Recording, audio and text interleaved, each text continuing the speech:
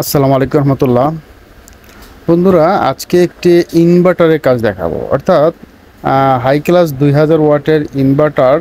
যে ইনভার্টারটা আউটপুট দিচ্ছে না, এখন এই ইনভার্টারটা কেন আউটপুট দিচ্ছে না সেটা দেখার জন্য কোন প্রসেসিং আমাদের দেখতে হবে, কোন প্রসেসিংয়ে সামনের দিক যেতে হবে এবং কাজ করতে হবে, সেটাই আমি আজকে এখানে দেখানোর চেষ্টা করবো ইনশাল্লাহ।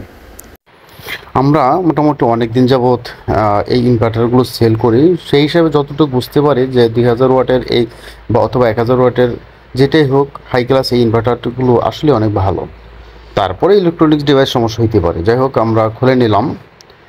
কাজ করার পূর্বে মূলত যে কাজগুলো করা উচিত, কানেক্ট অর্থাৎ তারের কানেক্টগুলো অর্থাৎ তারগুলো একটু আলাদা করে ছুটাই নিয়ে আলাদা করে রেখে তারপর কাজ করলে কাজটা করতে সহজ হয়। আমরা একটু মার্ক করে নিছি যেন কাজ তারগুলো উল্টাপাল্টা না হয়, নিউট্রাল ফেজ যেন উল্টাপাল্টা না হয়। তারপর প্রত্যেকটা নাট খুলতে হবে। এই ইনভার্টারগুলোতে আসলে খোলানোর লাগানোটা আরেকটা সমস্যা, অর্থাৎ এটি একটা বড় প্যারা যেটা বলি। অনেকগুলো নাট স্ক্রু কিন্তু খুলতে হয় দুই পাশ থেকে। স্ক্রুগুলো খোলার পরেও খুব সাবধানতার সহিত কিন্তু সার্কিটটা বের করে আনতে হবে। দুই পাশে যে সেপারেটরগুলো আছে এগুলো খেয়াল রাখতে হবে যেন নষ্ট না হয়ে যায়। দেখুন এখানে কিন্তু বড় বড় দুটো চোপার, একটা ইনভার্টারের জন্য আর একটা হচ্ছে চার্জিংয়ের জন্য। যাক, ফাইনালি আমরা খুলে ফেললাম। এখন আমাদের প্রথমত দেখতে হবে, যেহেতু ইনভার্টারগুলো মূলত মসফেটের উপর ভিত্তি করে হয়ে থাকে, অর্থাৎ মসফেটগুলো মূলত ইনভার্টার আইপিএসে কাজ করে, তো আমরা সেগুলো মাপ দেব। তার আগে ক্যাপাসিটার কিন্তু ভোল্ট থাকে। এখন দুটো ক্যাপাসিটার আছে 400 ভোল্টার। এটা নিজের সতর্কতার সহিত কাজটা করতে হবে, কারণ এখানে কারেন্ট থাকলে শর্ট করবে আপনাকে। এর জন্য আমরা ডিসচার্জ করে নিলাম ক্যাপাসিটার দুটো।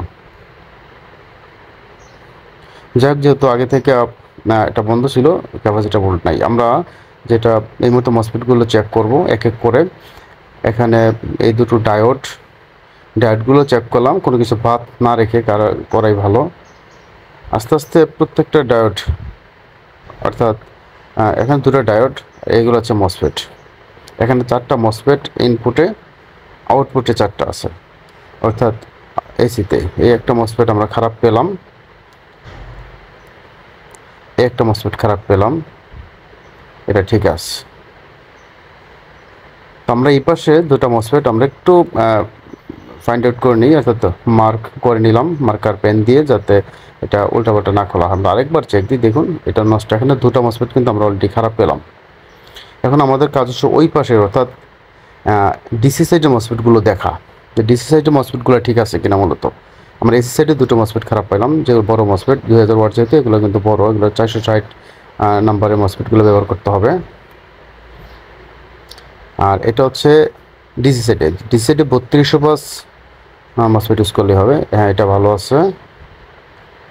তারপরেরটা,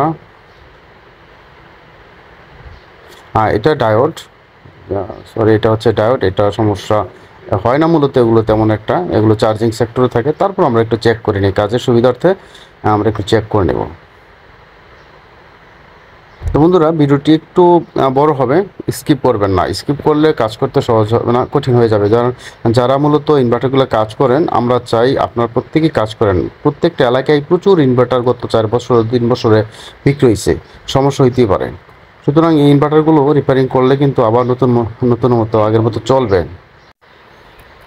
যাক, এখানে মূলত সেই 3205 মসফেট, এখানে 3205 আমরা দিই, এখানে 3205 না, 3205ই আমরা ব্যবহার করে থাকি এই ডিসি সাইটে। এটা বোঝার সুবিধার্থে আমরা ডিসি সাইট বলে থাকি। এখানকার মসফেটগুলো মাপ ভালো পাচ্ছি। এই একটা মসফেট খারাপ পাইলাম, দেখুন খেয়াল করুন, এই মসফেটটা শর্ট আছে। তো আমরা এই পাশে একটা মসফেট খারাপ পাইলাম, ওই পাশে দুইটা মসফেট খারাপ পাইছি। এখানে একটা কথা বলেনি সেই মুহূর্তে, আপনারা মজার একটা বিষয় কিন্তু এই ইনভার্টার থেকে শিখতে পারবেন। মসফেটগুলো চেঞ্জ করার পরেই কিন্তু হয়ে যাবে না, এখানে ভোল্ট 50% আসবে। সেই ফুল 50% ভোল্ট, অর্থাৎ 140 ভোল্ট। এই সমস্যাগুলো অনেকেই ভোগ করেন, সমাধান পান না, যার কারণে ইনভার্টারগুলো কাজ করার পরও হয় না, অর্থাৎ পুরোপুরি ভোল্টেজ পাওয়া যায় না। আর এর জন্য দেখা যায় কি, এই ইনভার্টারগুলো ফেলে রাখতে হয়।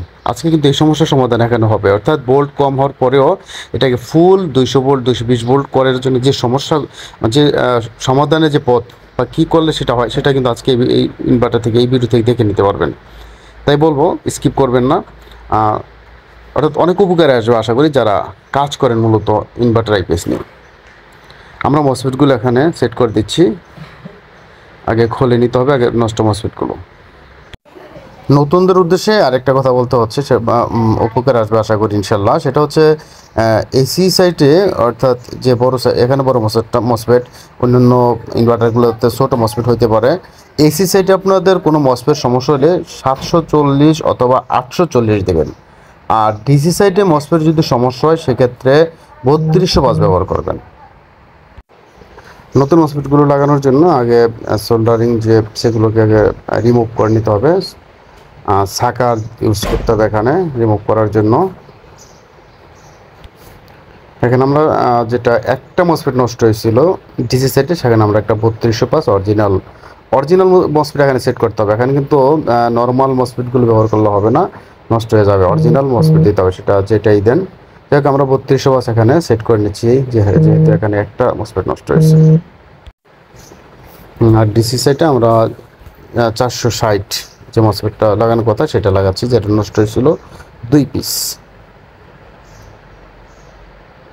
অবশ্যই সাবধানতা অবলম্বন করতে হবে, কারণ হচ্ছে এখানে যদি কোথাও শর্ট হয়ে থাকে তাহলে কিন্তু প্রবলেম আছে। সুতরাং কাজ করার পরও খুব ভালো করে একটু দেখে নিতে হবে কোথাও শর্ট আছে কিনা। এক এক করে আমরা দুটো মসফেটই কিন্তু এখানে সেট করে দিব, অর্থাৎ মসফেটগুলো আসলে লাগাই দিতে হবে। তারপর আমরা চেক করব আমাদের কাজ কতটুকু হইল। মসফেটগুলো সেট করার পরে আরও চেক দেওয়ার পর একটু পরিষ্কার করে নিতে হবে, তারপর থিনার দিয়ে ভালো করে পরিষ্কার করতে হবে। যেহেতু মসফেটগুলো লাগানো হয়ে গেছে, এখন আমাদের আগের মতো তারগুলো সেট আপ করে চেক দেওয়ার পালা। এখন আমরা চেক দিয়ে দিব আসলে এখানে বোল্ট কত আসছে।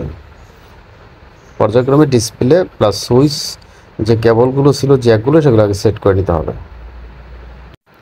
এখানে সব কিছু ঠিকঠাক করার পরও যেটা দেখতে পাচ্ছি আমরা, ব্যাটারি লাগানোর পরে বাল্বটি জলে বন্ধ হয়ে যাচ্ছে।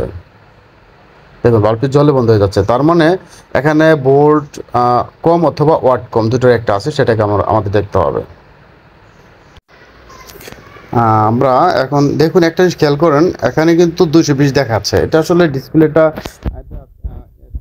ডিফল্ট থাকে 220 ভোল্ট, এখানে ভোল্ট যাই থাকুক না কেন ওখানে 220 দেখাবে। এখন আমরা অরিজিনাল এখানে ভোল্ট কত পাচ্ছি মিটারে দেখাতে খেয়াল করি নাই। এখানে ভোল্ট কিন্তু আসছে অলরেডি মাত্র 150-47 ভোল্ট। এখন আমরা যে কাজগুলো করছি মূলত কেন হইলো, এই যে দেখুন এই দুটা মসফেট, এখান থেকে বাম পাশে দুইটা মসফেটের যে গেট ভোল্টেজ, ওখানে কিন্তু রেজিস্টর খারাপ ছিল। ওইটা 10 ohms হইতে পারে, যেটা যে রেজিস্টরই হোক না কেন ওই মাপ দিয়ে তারপর কিন্তু রেজিস্টর দুটো চেঞ্জ করতে হচ্ছে আমাদের। এই রেজিস্টর দুটো চেঞ্জ করার পরেই মূলত এখানে ফুল ভোল্ট চলে আসছে। এর আগে কিন্তু ভোল্ট আসে নাই, মাত্র 147 ভোল্ট ছিল। সব কিছু করার পরেও এই সিক্রেট কাজটুকু, অর্থাৎ এই কাজগুলো কিন্তু আপনাদের করতে হবে। শুধু মসফেট লাগাইলে যে হয়ে যাবে তা না, পাশাপাশি খেয়াল করতে হবে যে প্রত্যেকটা মসফেটের কিন্তু গেট ভোল্টেজ থাকে, গেট ভোল্টেজ ঠিক আছে কিনা। এখানে দুটো রেজিস্টর খারাপ পাওয়া গেছে, দুটো রেজিস্টর চেঞ্জ করার পরে কিন্তু আমরা মূলত পেয়ে গেলাম, অর্থাৎ 190 থেকে 200